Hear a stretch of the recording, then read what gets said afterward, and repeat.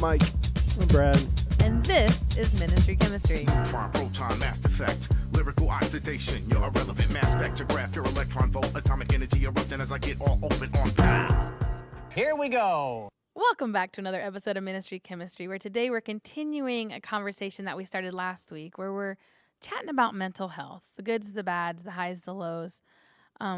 Last week, if you weren't able to join us, you could stop right now and go back and listen, but I'm just going to give you a quick recap. That goes beyond the Pete's Dragon conversation that we had. You can probably skip the first 4.5 minutes. It was longer. It was not longer. It was a good... Anyway, let's not. Last week, we really just talked about how does the church talk about mental health, our own personal experiences with mental health a little bit. We're going to dive a little bit more into that. This week, I really want to focus on what action steps do we take when we know or we sense someone is struggling? You know, how to have those conversations. Because I can sit here all day and say this is how I would have it or how it was had with me. But I think part of what we're not talking about in our communities, in our neighborhoods, maybe even in our own families, is when we see something, right? It's the see something, say something. We're not saying something. How do you have those conversations with people where you're like, dude, you're not well. You need some help. Do you wait for someone to come to you? Or are you guys the type that'll say, I feel the nudge, I need to have a conversation? That's an interesting question. I think that I've grown to the point where I can approach other people, because more times than not, the mental health issues that I'm aware of are things that come out during, whether they're group conversations or just activities that we do in group settings. They don't typically, I don't typically see them or identify them when I'm in one-on-one conversations. But if I can sense them, I usually will go to the person and say, hey, we need to either talk deeper about what you're experiencing, or we need to get you someplace that somebody that knows what they're doing can help you sort through those. Mike, what about you? I think the first thing I would do is try and build some kind of rapport with that person. I would try to identify who they're in relationship with, and maybe connect a dot between who they're in relationship with and who I already have some kind of rapport with, and talk to that person and just be like, hey, have you noticed this? In yourself. What's that? Have you noticed this in yourself? No, to the person. Have you noticed this in this person? Oh, okay. You know what I mean? So like, say a person, let's say Brad is suffering from mental health. It's obvious. There's obvious signs, but we don't know each other well. I know that you, Renee, know Brad. Okay. So I come to you and say, hey, Renee, have you noticed this about Brad? Like, sure. kind of confirm that, and just, these are some things that I've noticed. How could we bring it up together? You're in a relationship with Brad. I'm not. You know what I mean? And if that doesn't exist, I'd probably try and build some kind of trust with that person. I think that's something that has to happen through the trust of a relationship. Because if you're just Joe Smo, even if you know that person, you're fairly acquainted with them, you can't just walk up to someone that doesn't trust you and say, hey, I've noticed this about you. You might need some help. Because why would that person ever take your advice? Sure. Who are you? Right. Who are you? Well, I know who you are. I know you by name. I see you around church, but I don't really know you enough to trust your advice. And what are you noticing? Are you noticing quirks and habits that you don't like, that rub your personality the wrong way? Yep. Or are you noticing some significant flags of behavior and expression? I really, I've said that a couple times, the way we express whatever's inside of us, we're either going to have some control over that or we're not. And when we're not, we don't know what that's going to look like. Yeah. Obviously, because we're not in control. And maybe it's the control freak in me, even though I don't love that phrase, the controlling nature that I tend to have.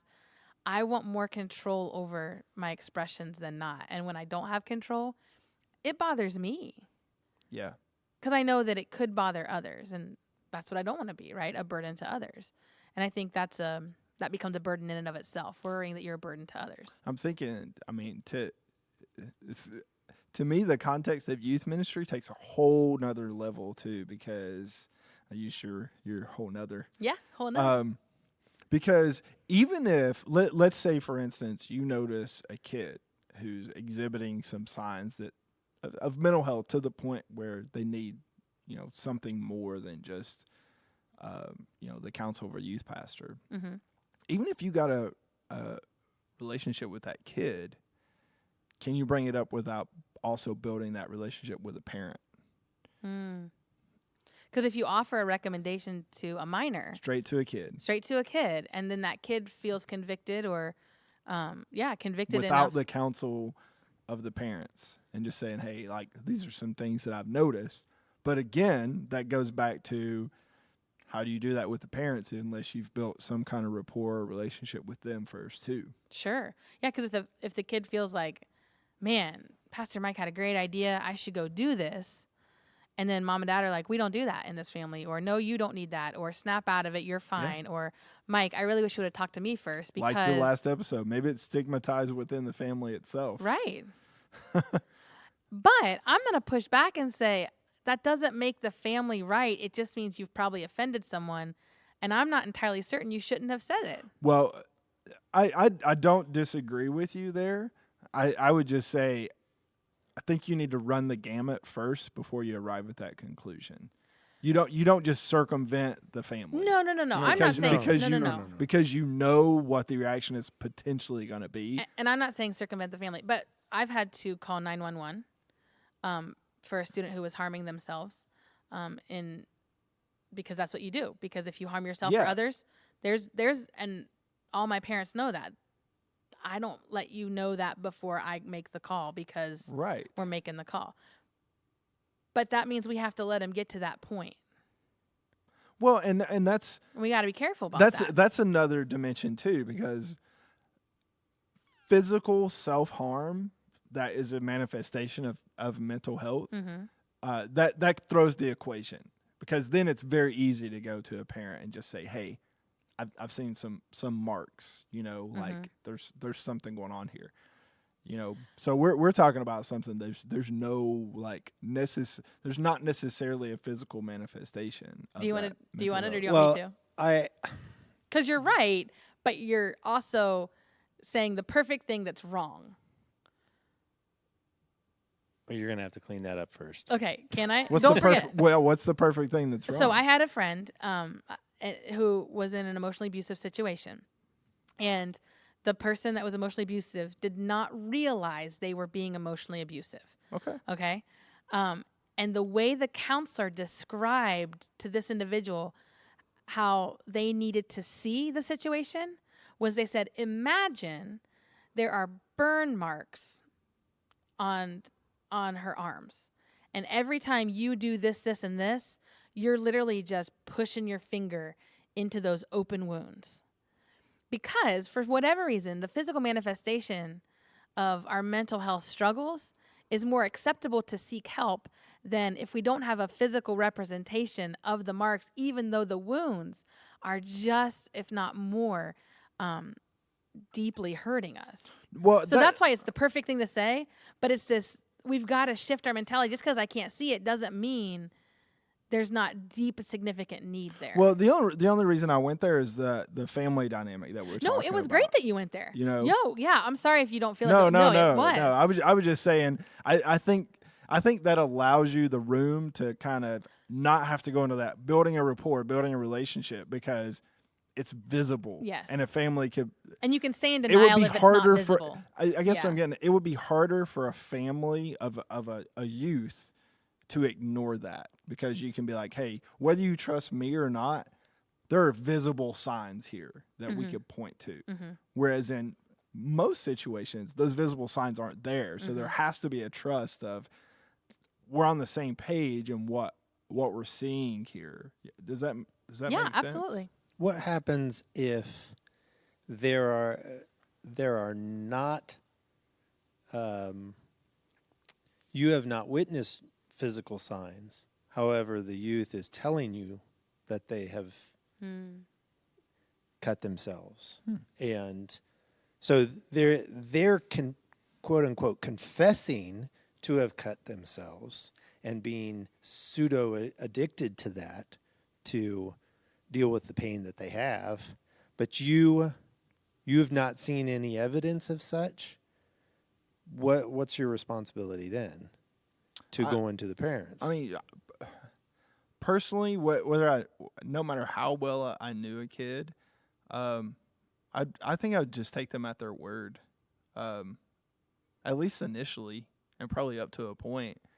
And maybe there's a point where where you realize like this is just an attention grab, is all it is, but and there are those cases, but initially and up to that point, I think you got to take it at face value and just be like, and I personally, I would say that allows you to kind of circumvent that building relationship trust process and be like, hey, your kid is just crying out.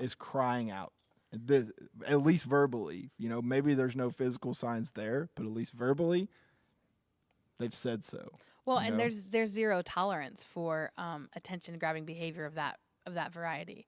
You say it, I believe you 100% of the time, and I act as though you're actually doing it, whether you are or not. That's like because you need to feel the full ramifications and consequences of crying wolf. Yeah, that's like, because this is a serious situation. It's essentially it's no different than a right. kid saying they're having suicidal thoughts. Yeah. And then if they say, whoa, just kidding.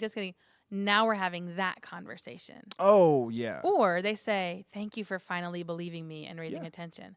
Now we get to have that conversation. And this kind of rabbit holes a little bit, but to me that is setting the tone right up front that there are certain things that are not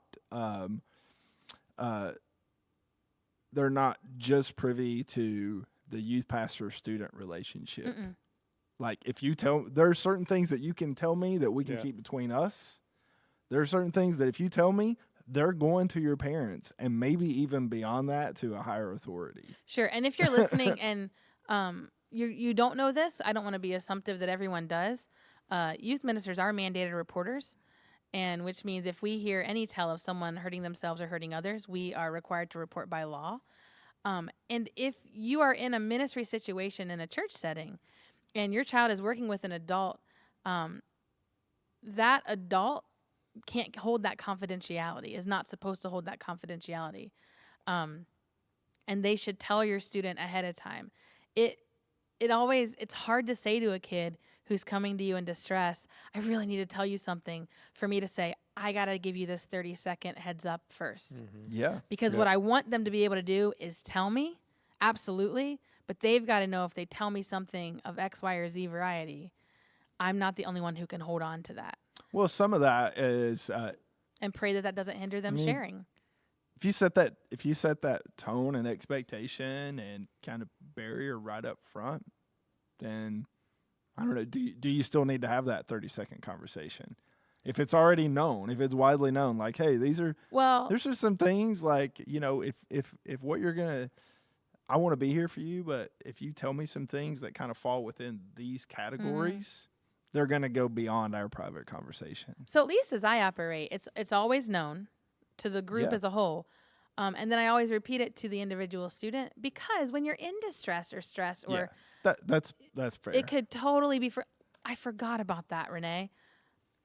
I'm sorry, but I love you enough to not care that you forgot. Well, and it could be an even simpler reminder, such as, hey, just are you aware that what you might tell me could go beyond us? And always thank you for trusting me. Clearly they've come to somebody because they're a trustworthy person. I think, gosh, this could get into muddy water. But go ahead. I'm betting that in many situations, if a person comes to you and they probably know that in the back of their mind, whether it's fresh in that moment or Yeah. not. They want it to go beyond you. Yeah. Yeah, it's interesting, and I can't remember if we've talked about this before, but you know how you've got almost tiers of relationship, TIERS, tiers of relationships, and I'm glad you spelled that yeah, because I was like, what? TIERS, where you are a confidant, you are someone's person, and then you have some outside the maybe core tier relationships where you share openly and honestly, but you might not be their primary confidant, right? And then you hear these stories, especially working with youth. You know, you're closer with some youth than others. And what you never want any kid, regardless of the tier of relationship or closeness that you are in a relationship, is to hear you talk about someone and think that's how they'll talk about me when I'm not around in these generalities. And I think about that outside of just youth ministry. You know, even when we get examples here on the podcast, sometimes I go, oh, I think that was okay to say. Can they be identified? No. Yeah. But does it hinder even people I love to say, I don't really want to tell Renee because I don't really want that to end up on a generalized story on the podcast? I think that plays into mental health too, and the safe spaces we're creating. Yeah, for sure. For kids, for family, for neighbors, for friends. We just had this conversation, a result of a conversation that happened at youth group last week, but we were kind of hashing it out afterwards, and a student was standing there, and I just saw the look on her face. So I told Brad that I was going to do this, and it was just important for me to go to her. I went to her on Sunday, and it was just like, hey, I apologize if it seemed like we were making fun of the conversation. We weren't. We were just processing, trying to understand what you were talking about. It had nothing to do with the conversation. It was just, I don't want to break trust before I've even built it, because of what you just said. Absolutely. You know, if she sees adults talking about a conversation that happened in youth group, then that creates a barrier to be able to talk to those adults about more serious issues one-on-one, especially someone who's new to the group that she's been a part of. Sure. So I think one of the things we haven't touched on is just the generational differences when it comes to mental health and understanding.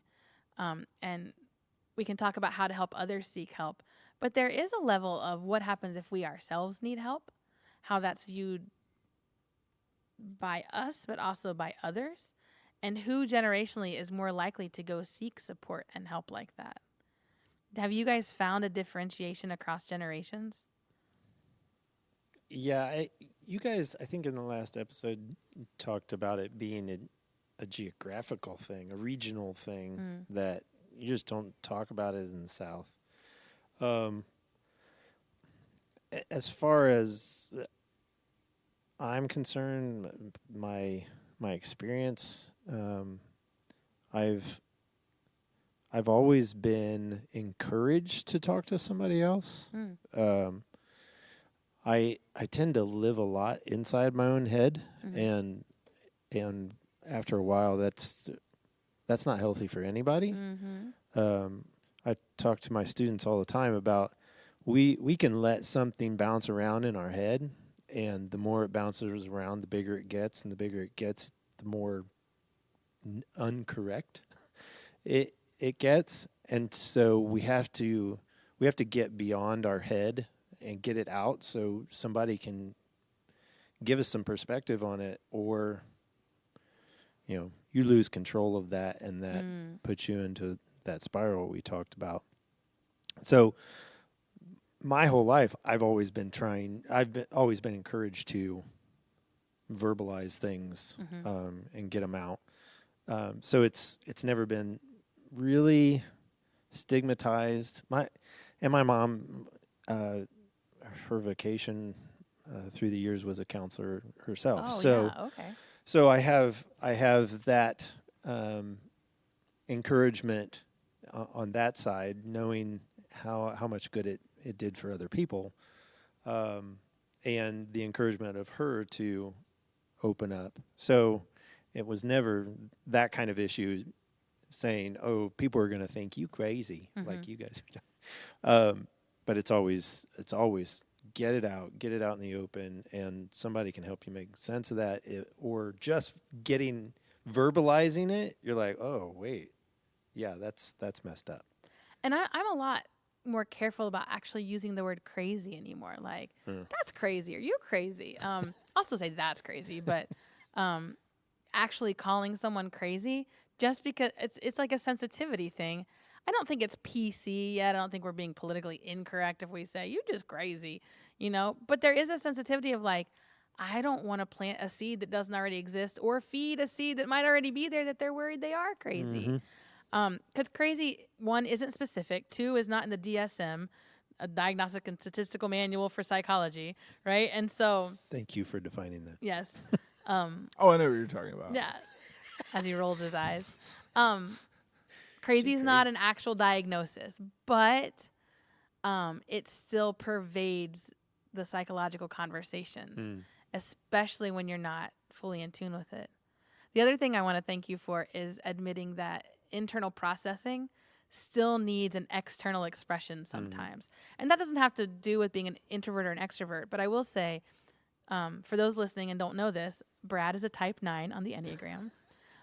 I love my type 9s, and I was in a conversation with one a few months ago, and he was bound and determined to have me agree with him that he can, in his head, figure most everything out. Like 99%, I can pretty much figure it out in my head. He's a type 9, and I'm like, but until you speak it, until you get it out to see what others think and feel and consider about it as well, that last 1%, whatever that might be, it's not fully formed, is it? He's like, nah, not really. Because we all need people, and it all needs to get out a little bit. And so similar with mental health, again, you just need somewhere to talk about things. It's funny. I'm an external processor. Yes, you are. And an extrovert. I mean, I think through it by talking about it. Mm-hmm. So We've gotten that on the podcast multiple times when you've said, I'm still thinking about this, but I'm going to say. That's not how I talk. Not even close. Maybe we just do an episode where Brad imitates Mike, and then I'll bring my country out. Oh, Mike has to go see. You do a good country. If you don't think about it, if you just do it. Wow. Yeah. Then Mike has to go see a counselor because Brad made fun of him on the podcast. So the original question was generational stigma. Yes. Thank you. Gosh. Part of the problem is we probably don't know, is it geographical or is it generational? Oh, well, yeah, because that's fair. those two things come together for me. Very much so. I would say there's definitely a generational stigma. There are also racial stigmas around counseling and mental health, and there's some geographical overlap to that absolutely. as well. You know, absolutely. Where is it acceptable? Where's not? And then there's sexism associated too.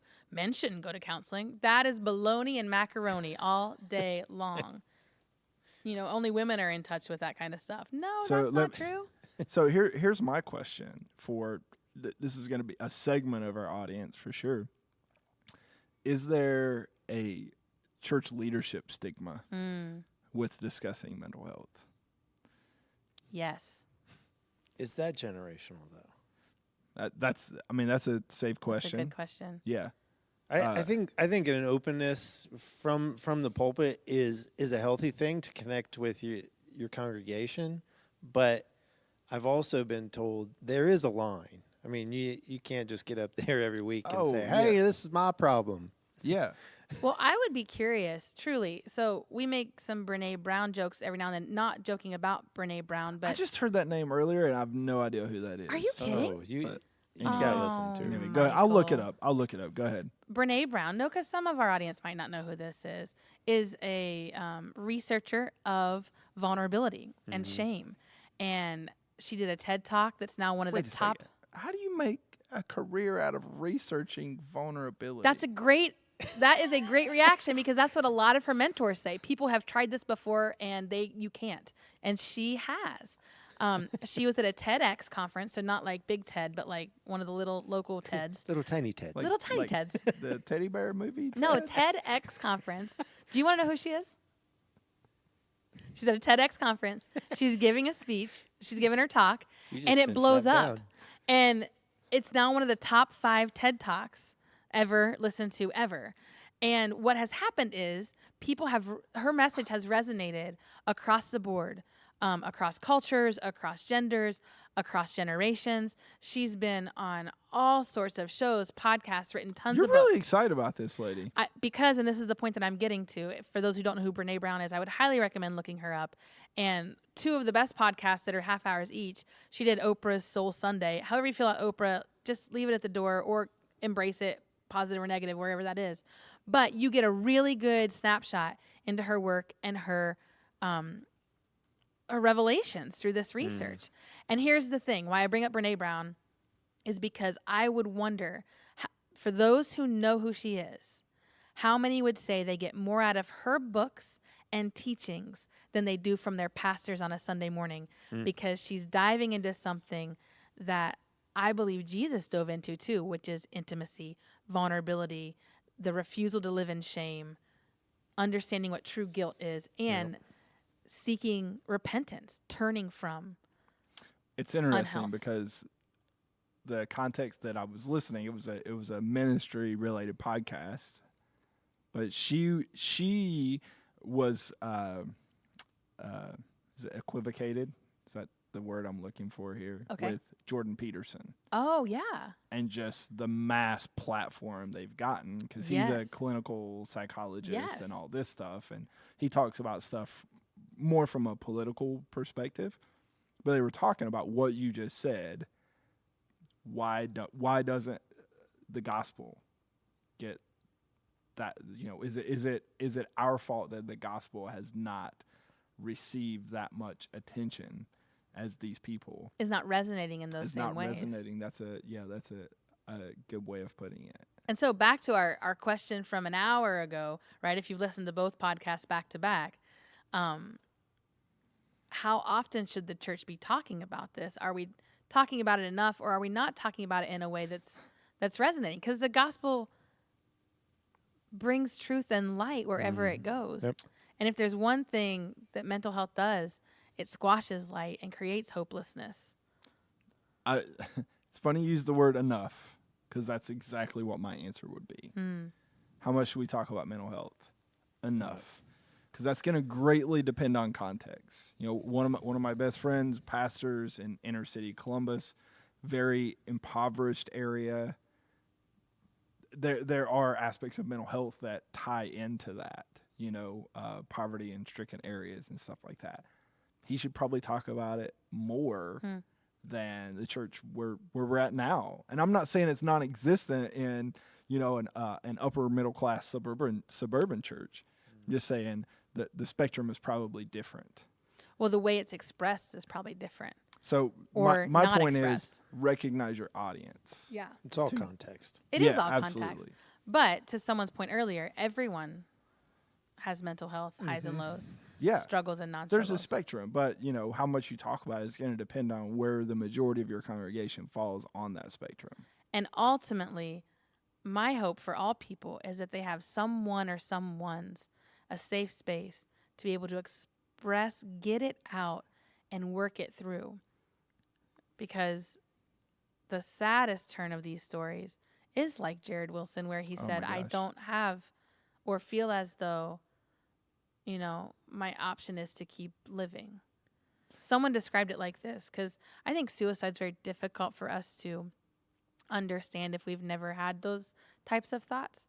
And I read this great piece that said, it's like you're standing in a burning building, Yeah, I read that. right? It's like you're standing in a burning building. So the burning building is your mental health struggles that you're facing every day. And slowly the fire's climbing up this building to where you are. And you're either going to be engulfed by the flames, or you can choose to jump out the window. And You at don't. some point, the fall becomes less scary than the fire behind That's you. right. Yep. That's That right. to me, that is the best mental picture Visualization. of suicide that I've ever read before. I can understand that. Yeah, you can wrap your brain around that because there's so many false narratives about why someone commits suicide. Right. And he, in just this short paragraph, he squashes that. It's not escapism. It's no longer the will to live. Mm-mm. It's, death is less scary than living. And I'm not even going to go like- down some theological path that says Jesus doesn't understand that. Because there are people who are going to try to say all sorts of things. And let me tell you right now, Jesus weeps with those who weeps. And if you know him, he knows you and he knows your heart. And he's the one that gets to say welcome when we get to those spaces. We've said this before. Thank God it's not us making that decision. Yeah. So this week, we want you to consider how you talk about mental health, who you talk about your own mental health to, and honestly, say some prayers and have some positive conversations with folks around you to say, I'm a safe space if you can be that for someone else. For Ministry Chemistry, I'm Renee. Still Mike. And Brad. We'll talk to you next time.